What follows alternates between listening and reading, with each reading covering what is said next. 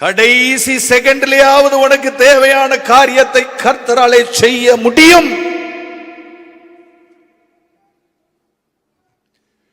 எப்படியாவது அவர் எனக்கு குறித்ததை நிறைவேற்றுவார். அந்த லாஸ்ட் செகண்ட்ல கூட என்னுடைய எல்லா நம்பிக்கையும் இழந்து போகிற அந்த காலம் வந்தாலும் அந்த காலத்துல எனக்கு உதவி செய்ய என் கர்த்தர் நல்லவர். அதனால அந்த லாஸ்ட் டைம் வரைக்கும் கர்த்தருக்கு காத்திரு. சங்கீதக்காரன் சொல்லுகிறார், கர்த்தருக்காக நான் பொறுமையோடு காத்திருந்தேன். கர்த்தருக்கு காத்திருக்கிறதுல அவசரப்படக்கூடாது, ஆத்திரப்படக்கூடாது, வேகப்படக்கூடாது, கோபப்படக்கூடாது. பொறுமையாய் காத்திருந்தேன்.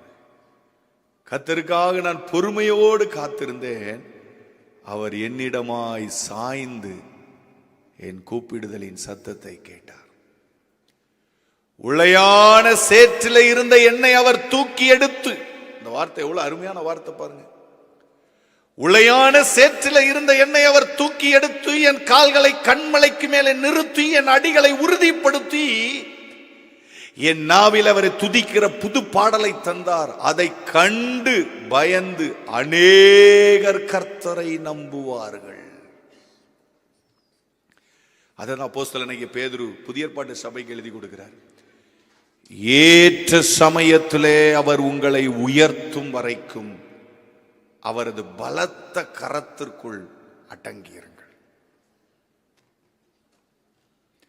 அவர் உங்களை விசாரிக்கிறவரானபடியால் உங்கள் கவலைகளை எல்லாம் அவர் மேல வைத்து விடுங்கள். நம்ம ஏன் கேரி பண்ணணும்?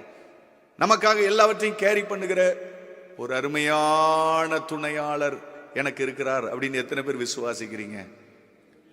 அல்லேலூயா.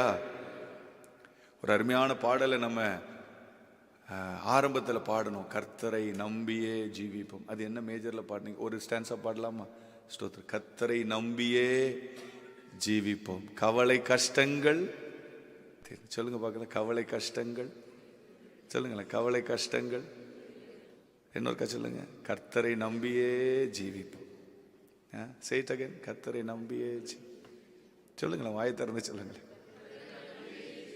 கவலை கஷ்டங்கள் எல்லாம் தீர்ந்திடும், கைவிடாமல் காத்திடும் பரமனே. சொல்லுங்க, கைவிடாமல்.